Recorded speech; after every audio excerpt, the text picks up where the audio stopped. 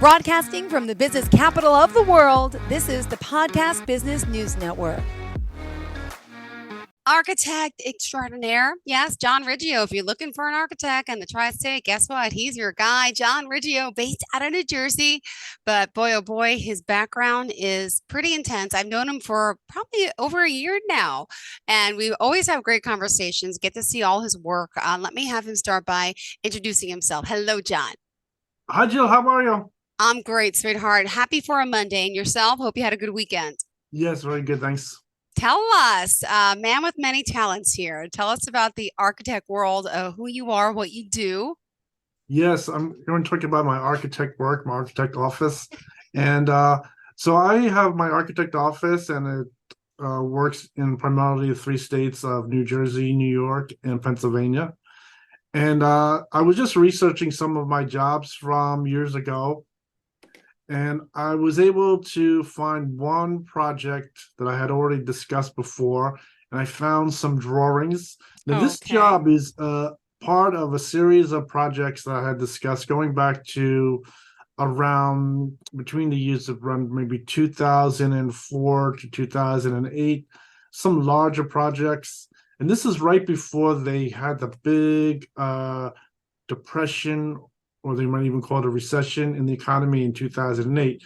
So this job was ending off in those years. Mm-hmm. And this was a project that involved a number of architects, owners of the property, contractors. It was passed around a lot. But one thing about this project, I was able to answer all the objections on this project and get the project where they started construction. And they did finish the job, but I was able to really fix the job, make it work, and have them start getting the permits. And I was going to show some. Yes. pictures. I would love to have you share the screen and to check out some of this work. Okay, so let me just go on to here to the drawing. So this is going back to the year 2008. And let me just zoom out of this. Okay, and let me share the screen now. Okay, good. Okay, so I think you can see here that there's an elevation, and it's showing a 7-story building. Mm-hmm. It involves parking and just basic apartments. And this is a job that was like I said, worked on by a number of architects. And but I think one thing about this, like I was saying, is that I was able to get this job where they started construction of the project. And so this is another drawing just showing the section. And this is showing the plan of where the parking lot is, the parking going through the front entrance of the building, and they have parking there. And this is, by the way, where is this, Long Island City? I was reading. I was trying to zoom in. No, this is in Brooklyn, New York City. Oh, okay, perfect. I saw Long Island City there on there. Well, that was when you were in Queens, I guess. I was reading the address. Yes, correct. My office was let's see where I used to live right on Center Boulevard, Vernon and Center over there. Yes, that was up on the 3007 Northern Boulevard. Oh my gosh. And in Long Island City, yes. So I was over there. And so this is one job that was typical at the time. I mean, these jobs, I was working on a lot of these jobs, and I think my office was mostly focused on the large type of jobs and a lot of commercial projects at the time too. I was working on a lot of commercial jobs. So this is what was going on at the time, and let's see the next one. So these are just some floor plans going through each floor. I think multi-story building, one thing that's somewhat simple about it is most of the floors are similar. The staircases are usually a stairwell that has the stairs just changing sides of each of the steps, and have an elevator shaft. So that's what's going on here. And then this is the next drawing here. This is just going through the different floors. Now I went through this, and this is I went through all the adjustments on this plan, making sure it can get constructed. Oh my goodness.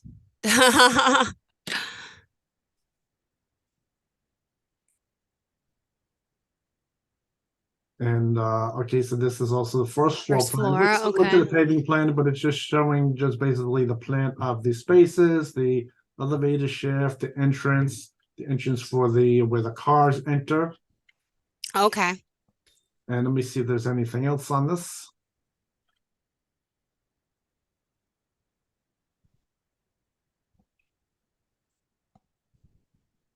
Yeah, this stuff just fascinates me, architecture in general.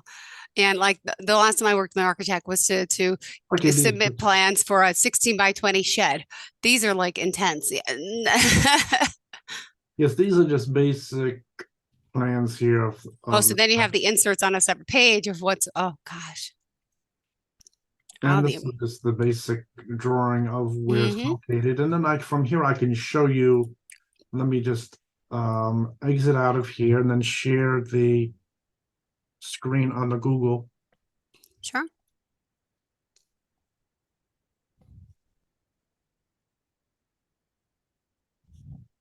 Okay, can you see the picture? Beautiful. Okay, so this is the finished product of this house here. So Wow. it was constructed. It went through a few architects, a lot of engineering services and things like that, but they did finish it, and this is the finished product.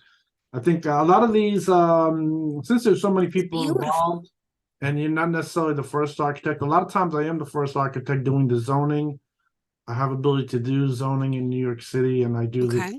the design sketch. And then there's also the next issue is, of course, is the cost. A lot of times they want to get the price down on the architect, so the fee might be a large fee, and then they might switch. They switch for different reasons. They might switch Okay. or get a lower price. And then like a lot of times I like to switch the architect and the engineer for interesting reasons that it isn't just their job. They don't want the larger project to be where this is their one job and they gotta Okay. sit at it and watch the job all the Mm-hmm. time, like we're looking at it now. So they Yeah. don't want people to sometimes someone might go, they even might take a chair and sit and look at the structure and they Yeah. the building owner, a lot of times I know different building owners from time doing these kind of work and they tell me stories like that. So this is a typical project that has it's a larger size because it has a number of stories and it was just finished by a few different owners of the property, different contractors, different architects were on the job. But this one I'm showing because I did start the job. I have the official contract that I'm the sole architect of the Yay. job, and that I had already made all the corrections on this to make it work. And this job I even called over to some contractors that know how to erect the steel on this kind of structure, and they were able to get a good price per square foot for them. So I think that really also gave them the incentive to really build Okay. this particular building. And I think it's larger than the other buildings next to it. You see, a lot of them are 3-story structures, and Yep. this one's going up to 7. So it's a larger job, and it was finished. And there's always changes. I think by the time the job starts, the job is finished. Some of the trends in how they construct the exterior finishes change from being a complete brick veneer to adding some panels. So a lot of these buildings they change because there's current changes in the materials, how the building is going to look. So that's what happened with this one. And then just to go to the next one is a current job. So this one, let me just click over to this. Okay, let me just zoom this out. And let me share the screen with this now.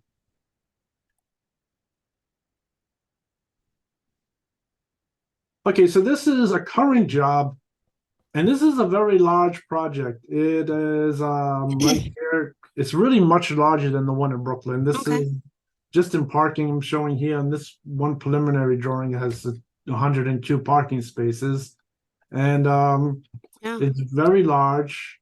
It has 3 stories plus 1 story is 4 apartments. Okay. And The apartments are somewhat efficiency apartments. They are just made to be for affordable housing in the area. Okay.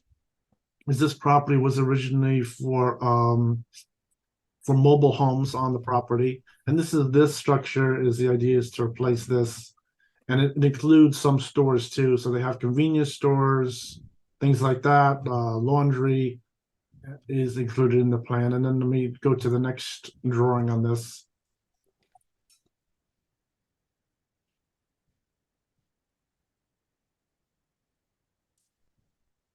Okay, let me just get this here. Okay, no, it's not that one. It's this one here. Okay, so this one here is this is the plan here. So you see the first floor plan has 1, 2, 3, 4 retail spaces. Okay. And it's somewhat large. It's 160 feet wide.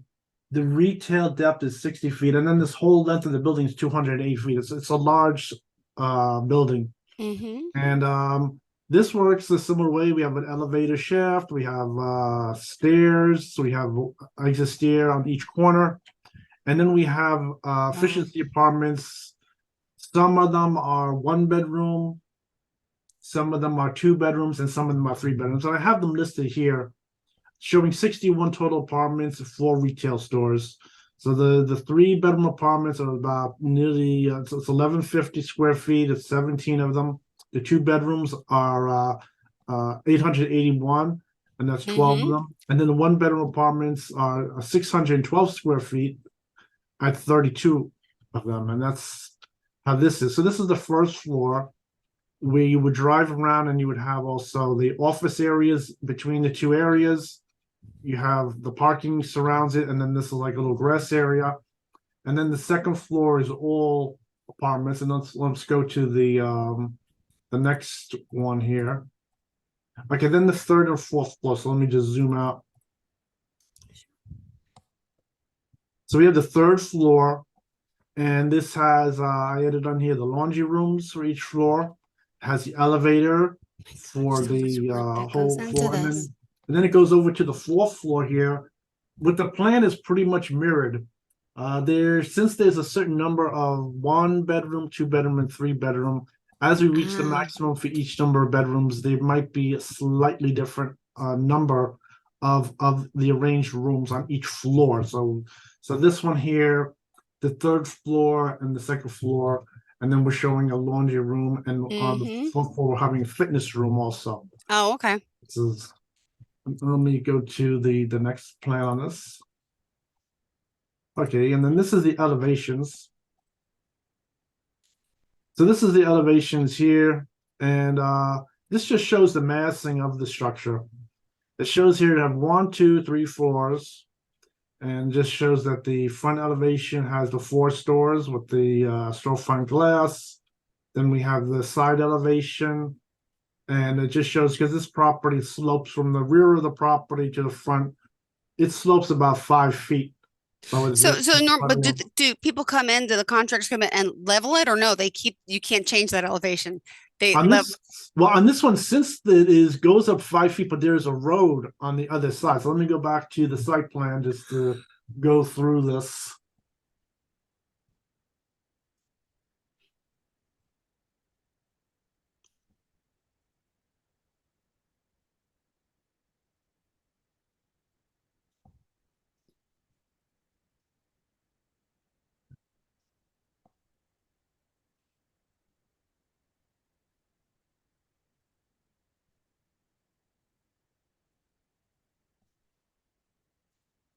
Okay, there it is.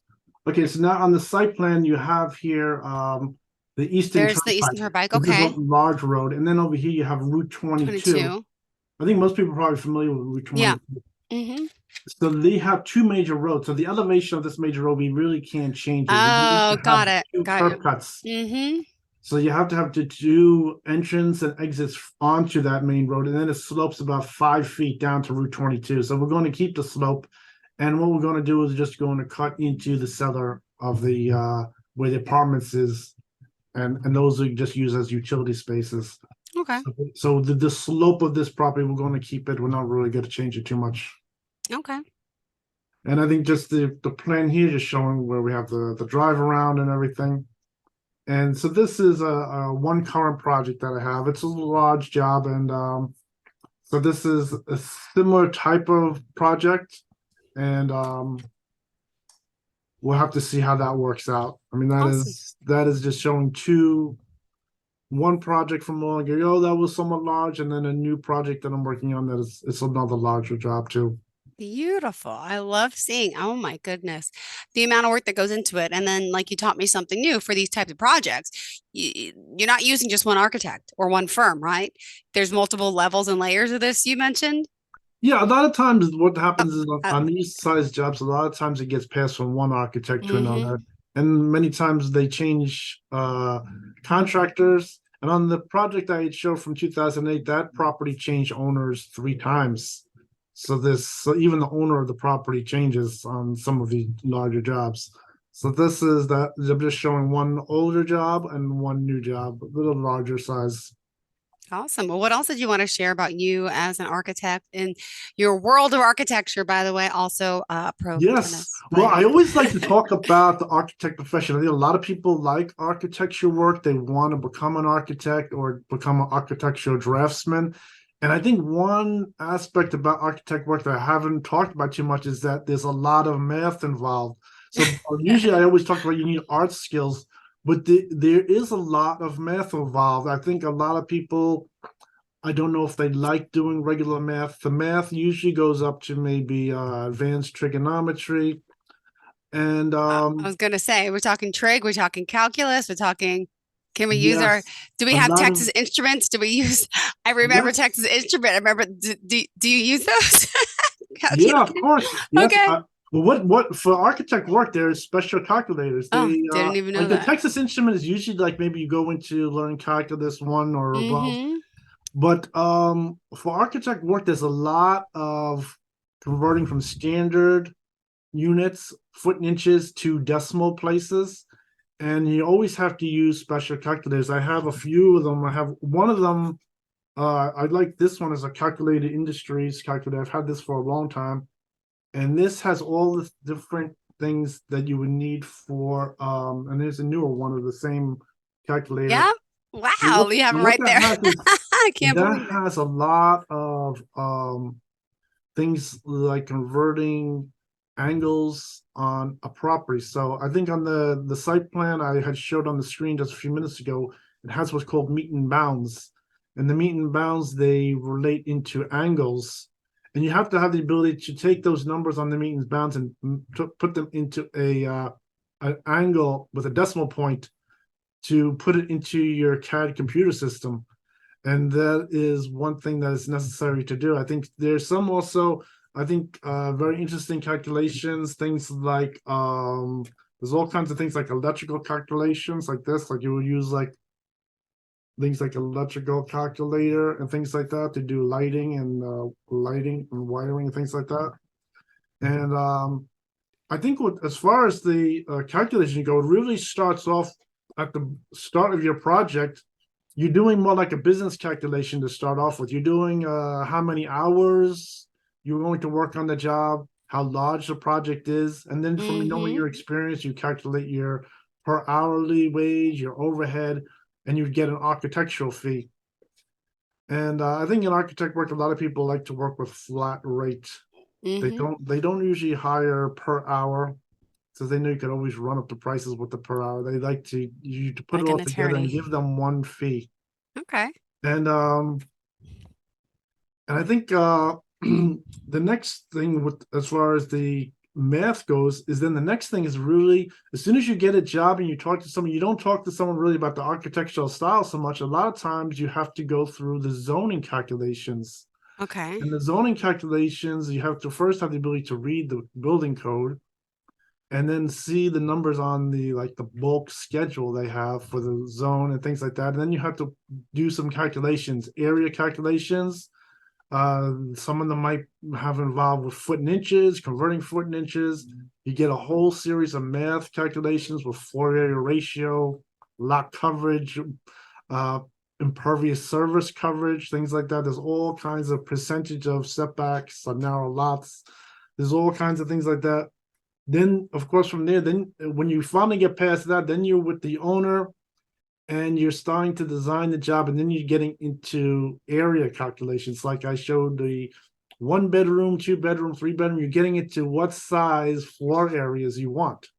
Is like 692 small for a 1 bedroom? You want to get a little larger one, or things like that, where you want to try to economize it down, try to get it even smaller. And that is the next thing with the calculations. And also you have to start to, as you design the building, you might get it wider. You start to have to go through and use like calculations, dimensioning the outside of the building or the house, getting floor areas.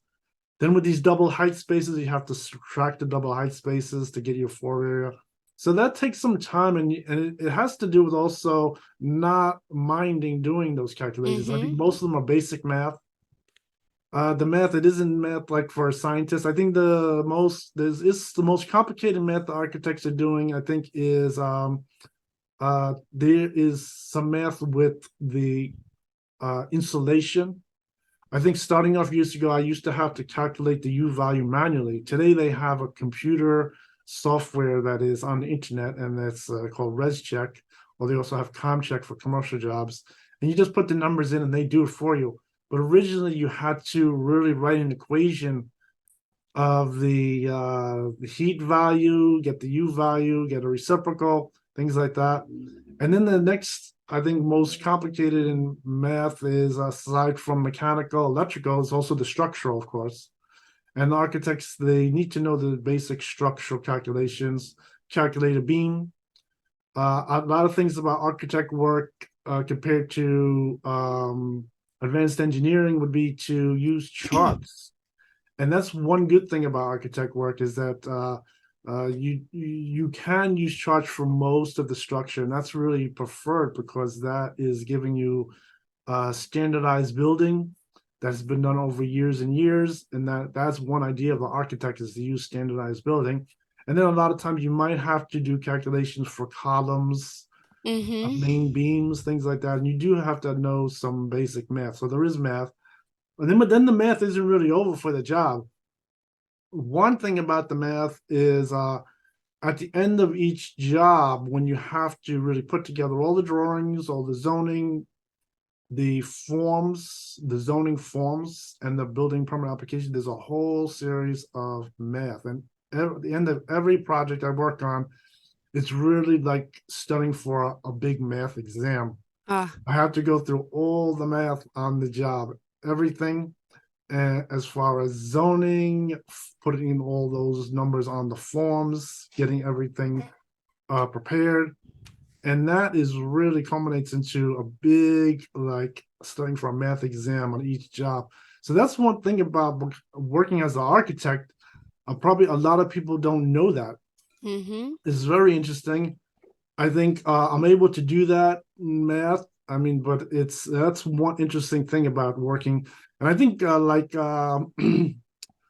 next thing was, as far as just math, is that using computer software, using CAD software, there is some math involved. There is all those little math things with converting numbers and all kinds of doing things with converting angles, as far as like drawing the site plan. You get the survey from the licensed survey, then you have to take his numbers and you have to apply them onto your drawings. And it's this whole series of math you have to go through, which is very interesting.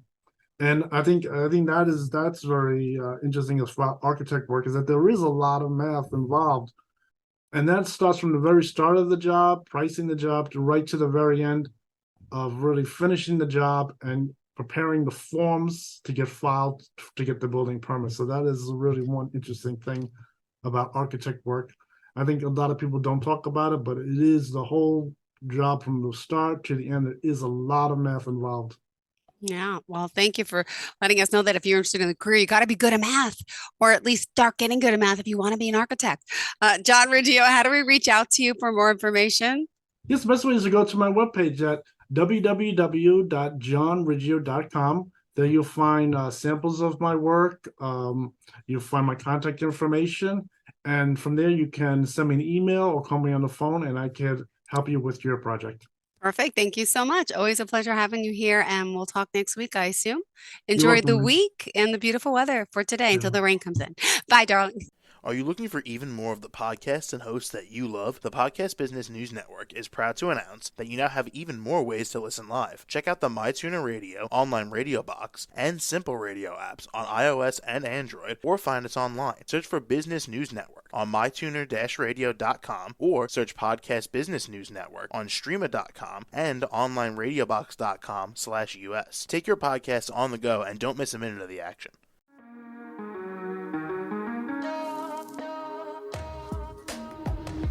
Broadcasting from the business capital of the world, this is the Podcast Business News Network.